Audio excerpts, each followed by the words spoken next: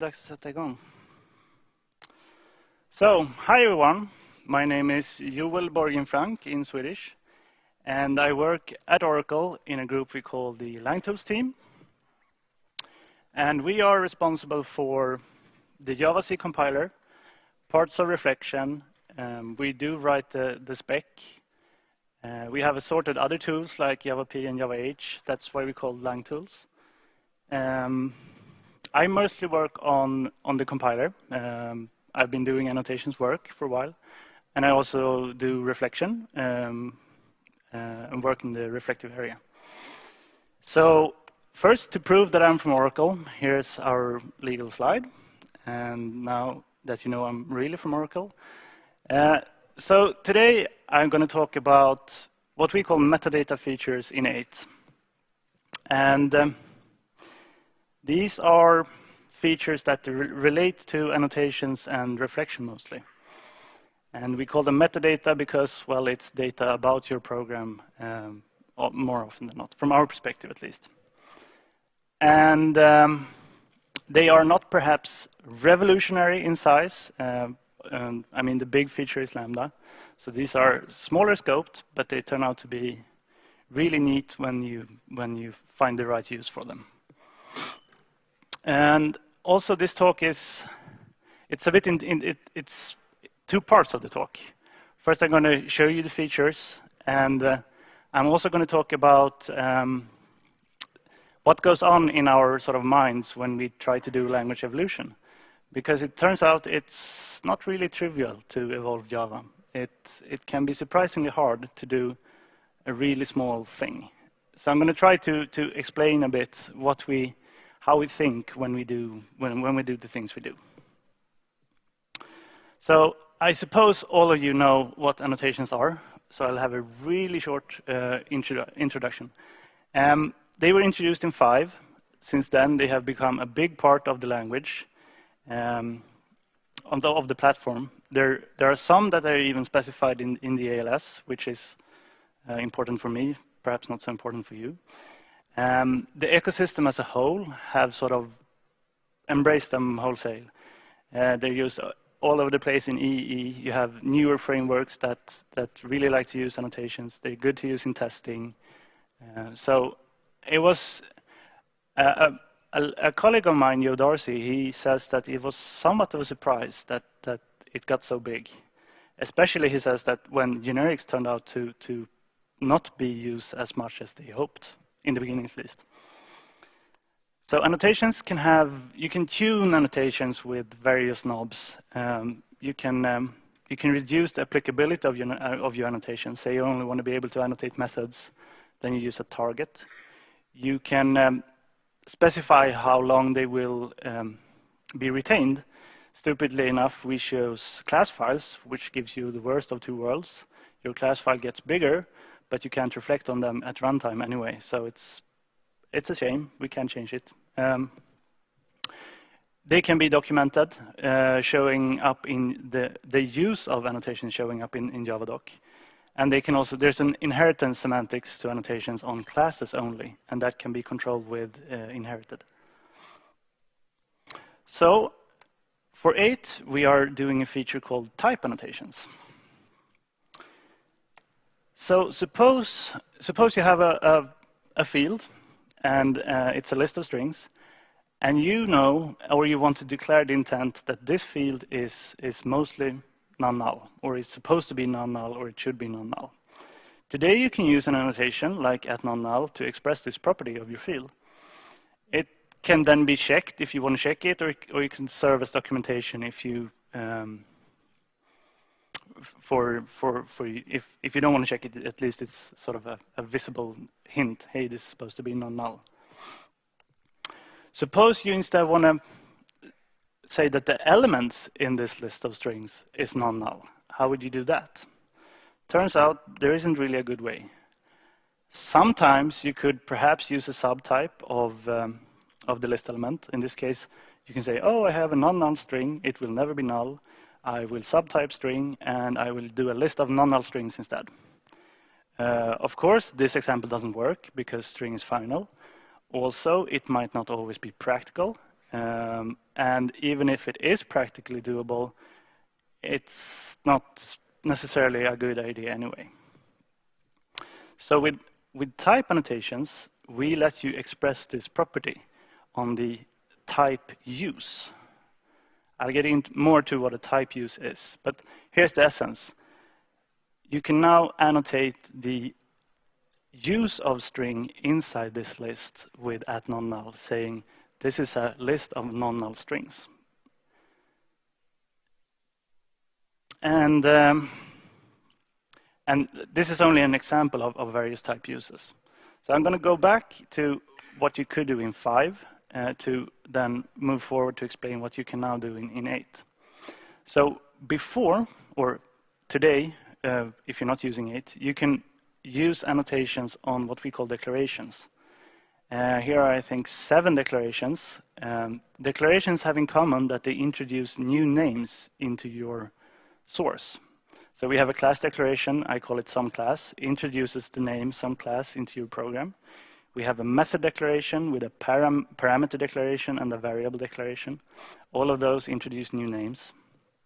And we also have a list element declaration with a type variable that also is a declaration and introduces a new name. All of these you can annotate in 5 through 7, except the type variable, which we sort of forgot. That is perhaps not the most common use case, but anyway, it's a shame. So here are some examples of regular annotations on declarations. So here are some type use annotations. So the conceptual difference here is that none of these introduce new names. You have a use of the myObject type in a constructor call. You're not declaring myObject, you're using it. You have the use of string in a cast. Again, you're not declaring string, you're using string, and you're annotating this particular use of string. You have implements clauses. These also use types. You have wildcards that also use types. And a throws clause, for example, is also use of type. You're using the type of the exception you're throwing. You aren't declaring it. So all of these are possible new locations that you can annotate in 8 if you want to. So turning to the reflective side, because since annotations is metadata, for the most part they're not allowed to change the semantics of the language. So you need to do some sort of interpretation of the annotations in order for them to have some sort of use. In some cases, it might actually be just you looking at them and knowing why they're there. In other cases, you want to do some checking over them. So if you want to check in runtime, you are more often than not using reflection. So suppose you have a class foo extending a non-null bar. You want to start examining the annotations on the extends clause. Naively, you might assume that, okay, there is already a reflective call to get my superclass. I do that, so then I have my superclass, and I use that to get the annotations from it. Unfortunately, this won't work, because when you do get superclass, you end up with a class object representing the declaration of your superclass. And in this case, the declaration of bar has the annotations at ABC at DEF. So there was currently no way to look at type use annotations apart from the declared annotations. So we had to sort of add a reflective API for this. And so here's what you do. You pick out, instead of saying, I want to look at my superclass with get superclass, you say, I want to look at my annotated superclass. And this will get you back an annotated type that you can then query for annotations. And the subtle difference here is that if you do get annotated superclass, you get the actual type use of your superclass and not the object corresponding, the class corresponding to its declaration. A different example is how to unwrap this list of @nonnull strings.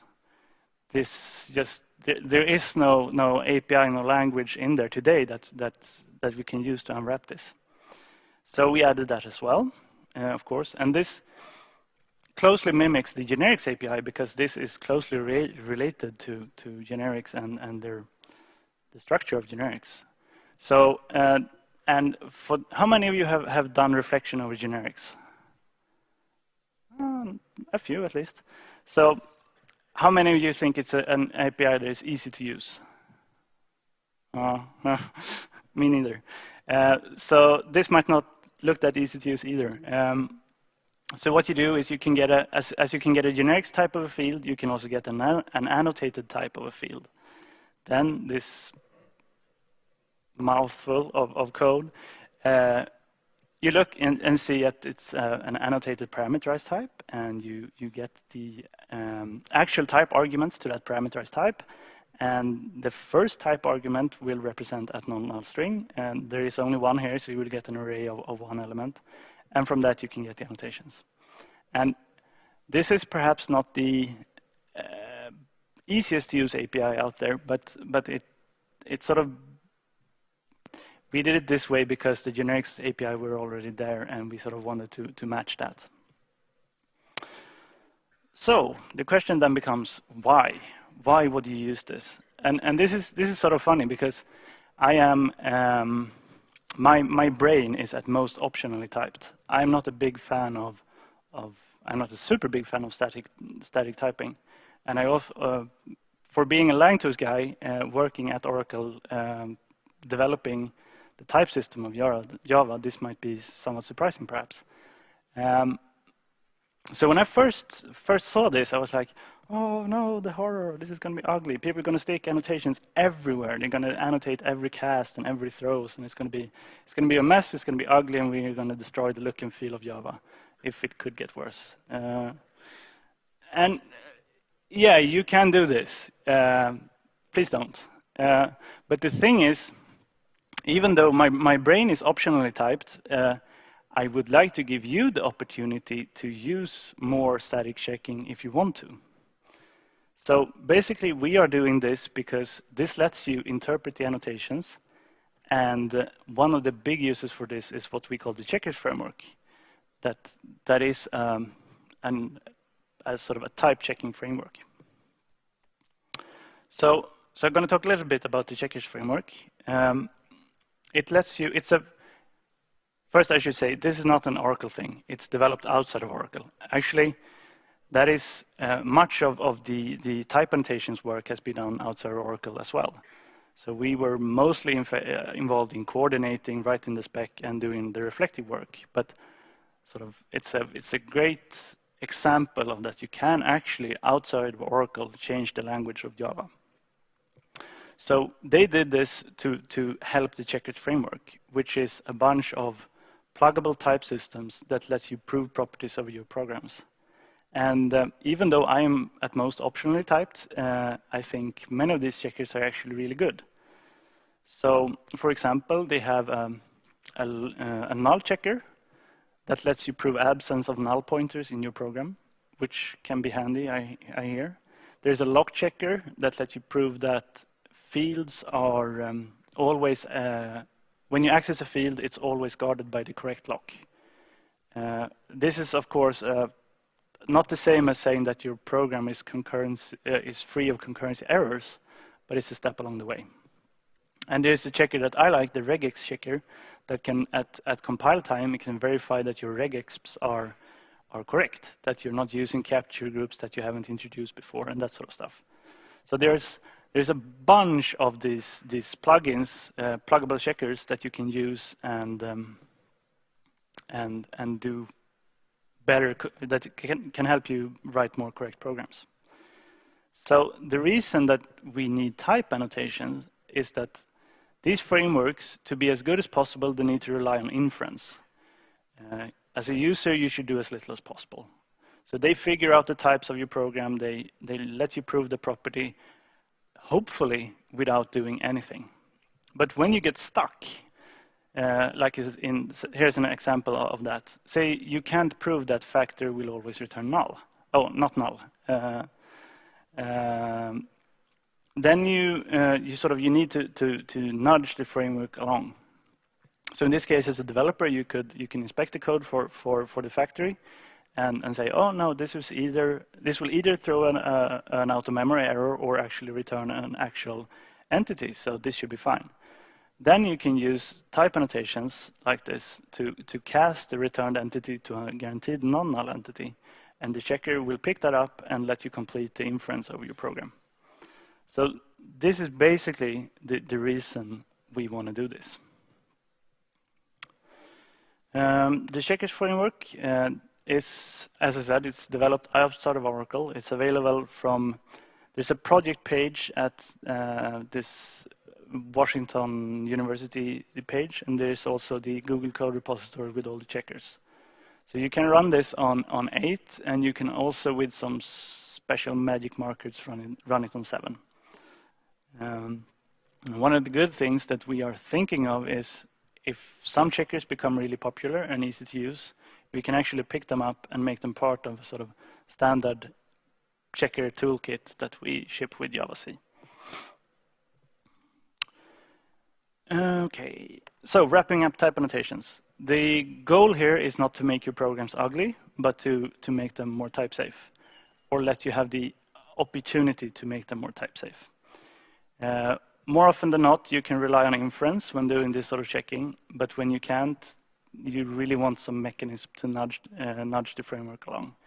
And type use annotations is the best way to do that, we think. Okay, so this brings me to the next feature, and this is kind of fun because I did most of this, and I don't know about you, but I like to talk about my work. Right, repeating annotations. Repeating annotations is the utterly trivial feature of being able to say at schedule. It's surprisingly small, and you ask, why didn't we do this a long time ago? And I ask, why didn't we do this a long time ago? And I don't have a good answer for that. But now, in 8, under a certain set of circumstances, you can now repeat annotations, both on type use and on declarations. We also added reflective calls to make it easier for you to reflect over multiple annotations. Get annotations by type returns an array of annotations of the type you specify, so that it's easy to reflect over this.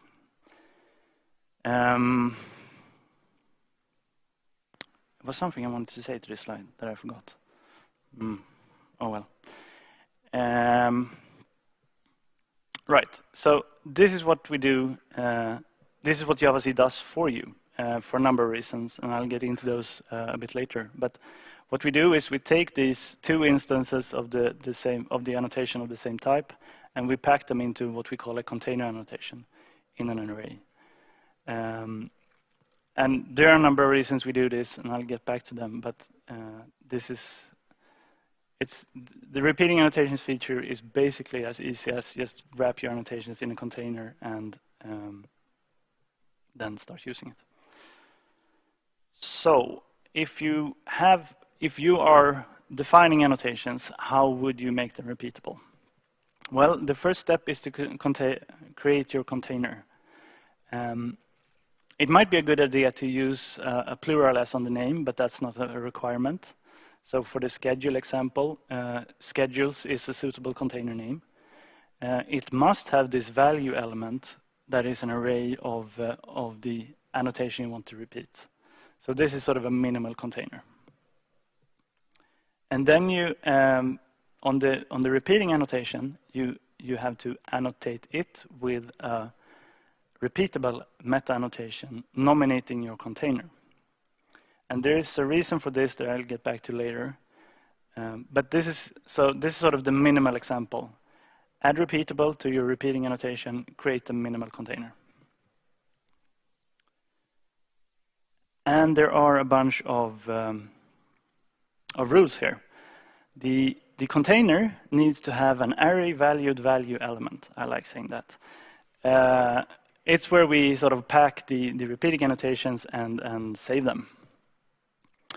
If the container has other elements than a value element, those must all have a default. This is because we synthesize the container, so we need to give them a value, or we can't give them a value, so they must have a default. The container needs to be retained for at least as long as the repeating annotation. And perhaps surprisingly, the target for the container must be a subset or equal to the target for the containee. And this is so you can do, this was actually a feature request from the EE guys. They wanted to say that, suppose you have an annotation that you can annotate classes and method widths, and you only want it to be repeatable on methods. Well, then you make the container only applicable to methods, and then JavaC will complain if you try to repeat it on classes. And if the container is documented, well, then the annotation itself. No, if the container is documented, then the container needs to be documented. And then you just move over from using get annotation in singular or get annotations and iterate over the array to using get annotations by type. And this should actually just work for you. So I think this will be, my guess here is that most framework users might not use this that often.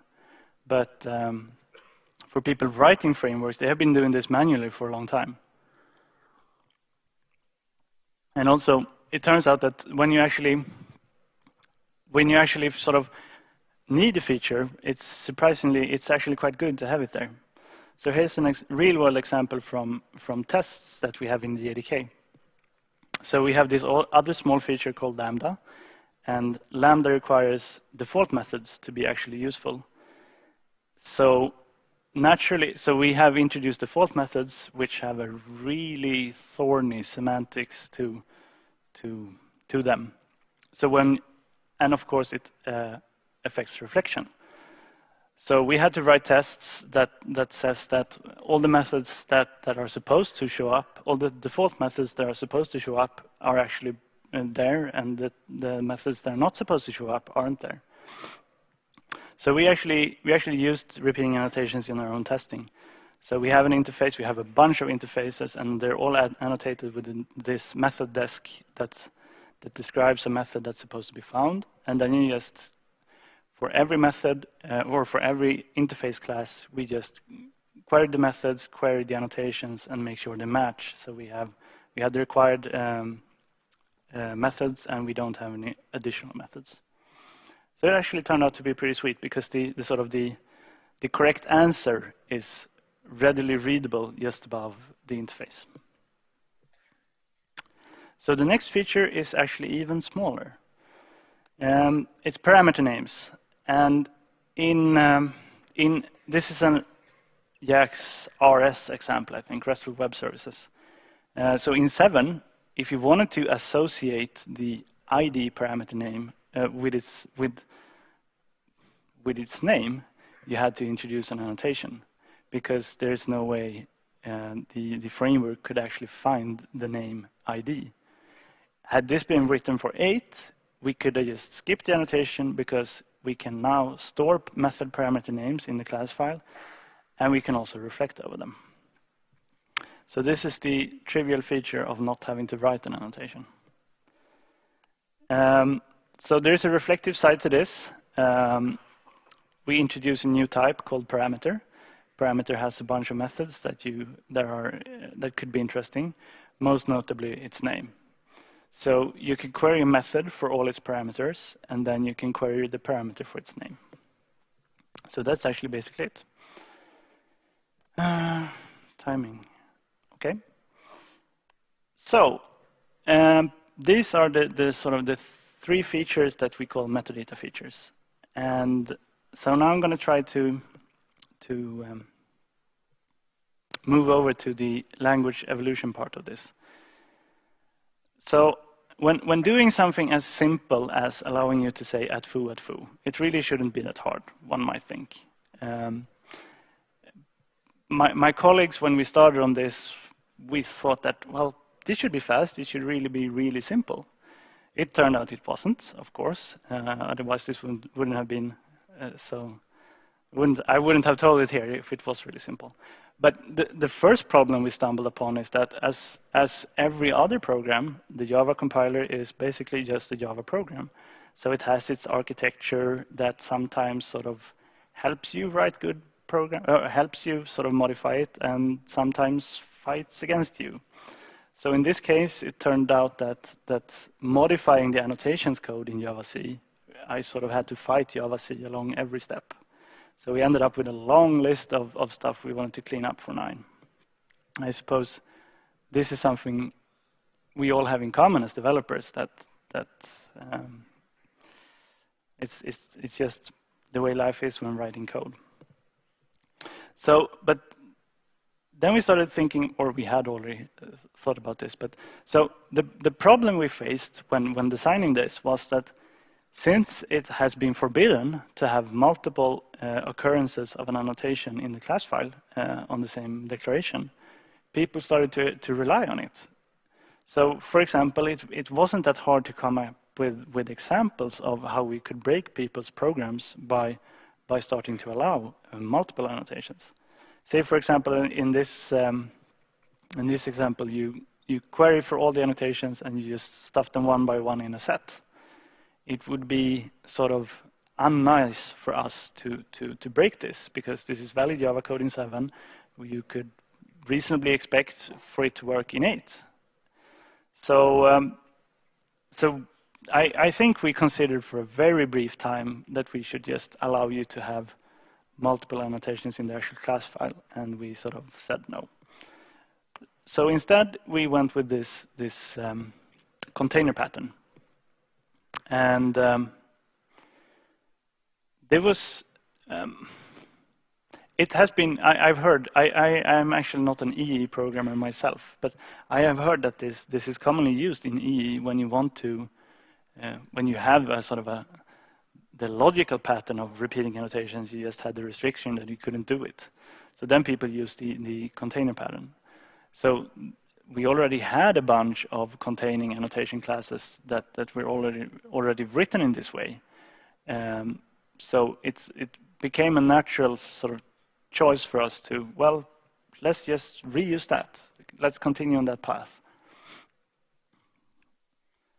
So turning to the reflective side, once we knew that we wanted to use the container pattern, we started to think about, okay, so here's my idea, taking a step back. So it's my belief that most of you, if you see at foo in source, if you are doing reflection, you really want to see at foo in reflection as well.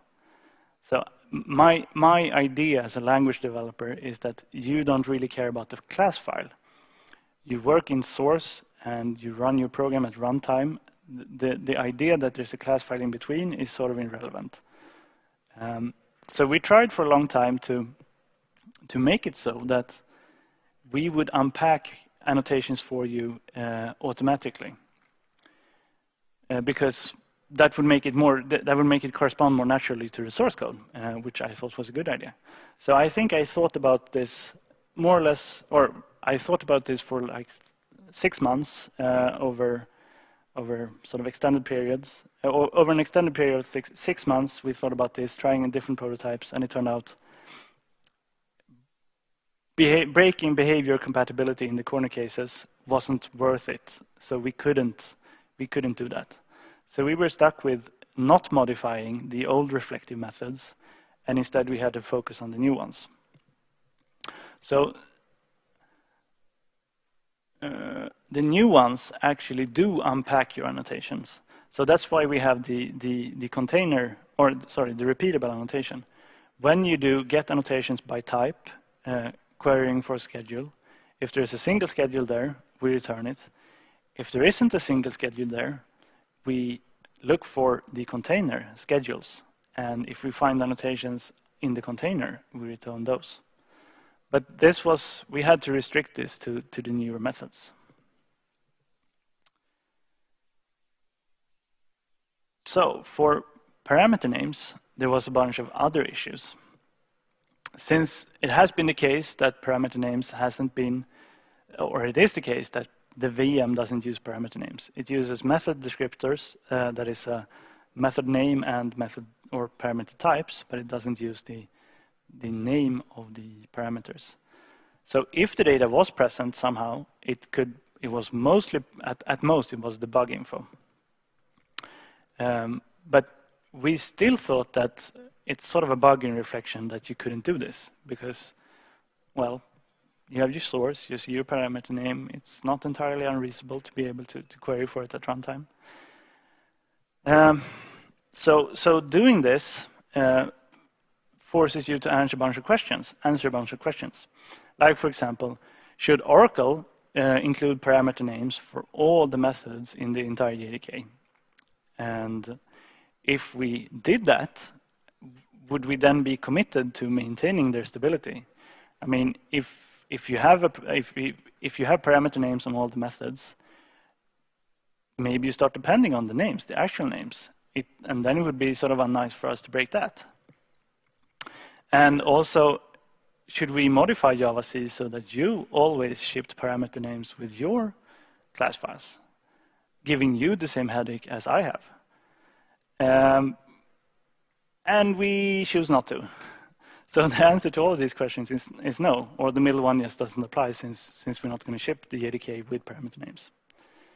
And as someone who has to deal with behavioral compatibility, I'm glad we made this choice, because I would be a really sad panda if I couldn't clean up silly parameter names just because we had shipped them in a jar 10 years ago.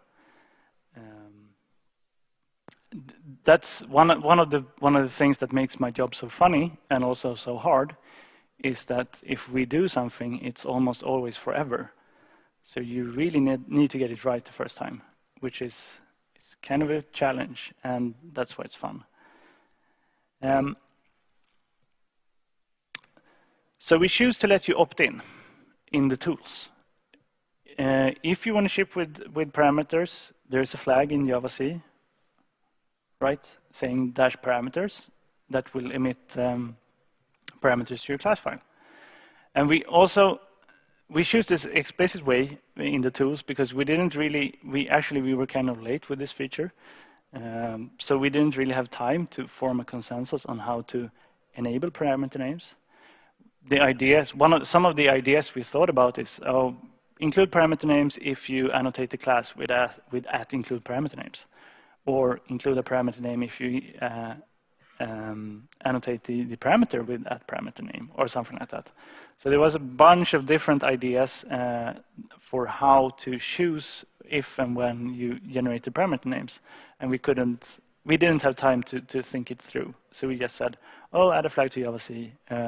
If you run with parameters, you get parameters. But this is something we might revisit for 9. I'm not sure, but possibly. Okay, so another topic is when we often get suggestions from people saying, if you could just change this in Java, can't you just modify this? Can't we have this little feature? Which I think is great, or it's fun that you have an interest in how you want to change the language. But it's also a bit bigger in scope than you usually think. So a colleague of mine has a blog post for all of you aspiring language evolutors, or how you would say that. That's actually quite interesting. So it turns out when you make a new feature in Java, you need to update the spec quite naturally. I mean, the spec is the reference for the language. You also need to implement it in a compiler, most probably. This is fun, at least for me it's fun because, well, that's my job. We have what we call essential library support. You have to have tests, and especially if you're doing language feature, you need good tests and lots of tests because you have conformance testing. You have to update the VM spec. You have to modify the VM and the class file consumers like JavaP. You might need to update JNI. You need to update reflective APIs. You need to add serialization support, and you also might need to fix JavaDoc. So even for the sort of the smallest, there are no small language features, but even for the least big language features, you probably need to do everything but the JNI and serialization support. So it turns out that it's a big job doing language features. And I think that's one of the reasons we are sort of conservative in what we choose to do, because when the cost is really high to change in a language, you really need to cherry pick the best parts so you get sort of most value for the work. An example of essential library support is what we did for type annotations. There is an enum called element type that declares where you can, that says where you can add annotations. And since we are adding new locations where you can annotate things, we need to update this element type. It's not a big thing, it just needs to be done. For reflective support, it turns out we have at least 4 reflective APIs. We have what's called core reflection, which is probably what you think of when I say reflection. We have what's called the Java Xlang model API, which is a higher level API that is used at source time for annotation processing mostly. I really like it. It's if you're doing annotation processing, it's good. Also, annotation processing in itself has what's called discovery that is also probably going to change when you do language features. And we have the Doclet API. So we have 2 big and 2 smaller APIs. So what we did for what we did for repeating annotations, that was actually quite small fix to reflection. So we added what we think of as a missing call.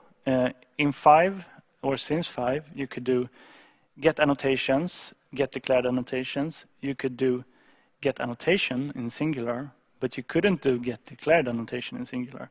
The difference here is if you want to include inherited annotations or not. So this was just an omission, and we fixed it. And we also added the calls that give you an array of annotations. Get annotations by type and get declared annotations by type. And again, the difference here is in if you take inheritance into account or not. And I think the last 2 are probably, if you are a framework writer, the last 2 are probably where you want to move, because they work as expected for single annotation, and you get the added benefit of they working for multiple annotations as well. And we also, since we were fixing that anyway, we fixed is annotation present to being a default method.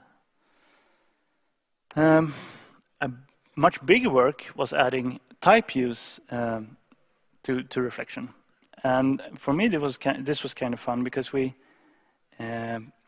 went back and forth on the design a couple of times, and then I had a legitimate reason to lock me inside a room and not reading mail and just doing real work for a while.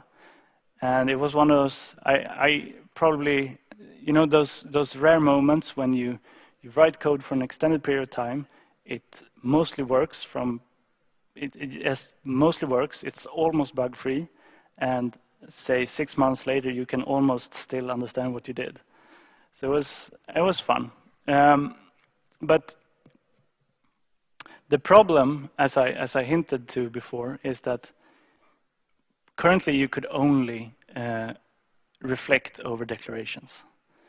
So for example, if you had a field, you could query for its type, but that type is intimately tied to the declaration of the field. What we wanted to do was or what we needed to do was to let you reflect over the type use. So what we did was, we did a sort of a sibling API to the generics API, and this is why this looks the way it does, because it closely mimics the generics API. So instead of saying get interfaces on a class, giving you a bunch of class instances representing declarations, you say you want annotated interfaces, giving you the type uses of those of your implements clauses. And And we added the sort of the sibling calls to a lot of methods. You have get superclass, then you got, so we added get annotated superclass. You have get annotated interfaces. For methods, we have get annotated return type, get annotated exception types, get annotated parameter types, and that sort of stuff. And all of these returns what we call an annotated type,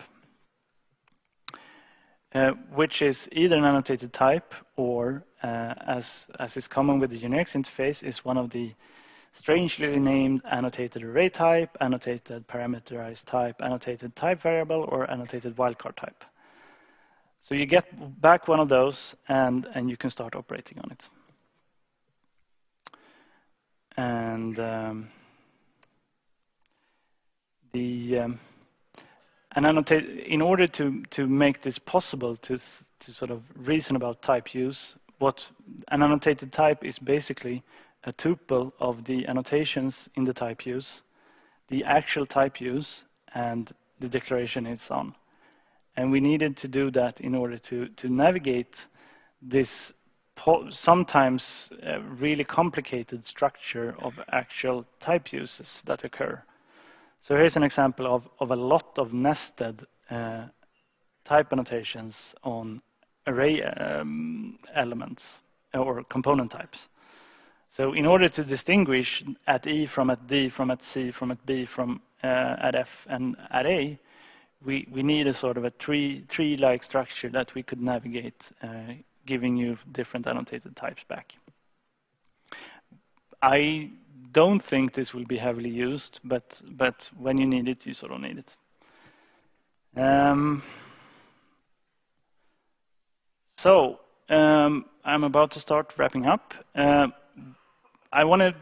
We were a lot of people involved in this, and I want to especially mention Werner Dietel, who works at the University of Washington, or at the time he was at least. He did almost all the implementation on the compiler side, so this wouldn't have happened without him. Also, a lot of my colleagues at Oracle has been helping out with this. So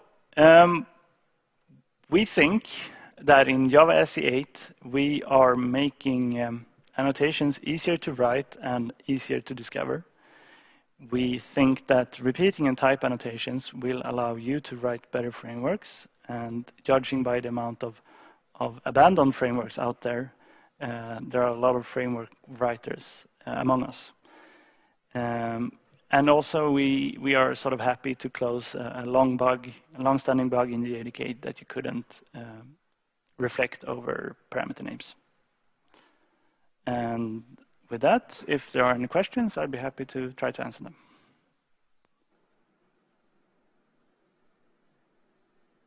Not a single question. You're on, okay. No, you can't. So the question was, in the container example, could you use subtyping? And you can't.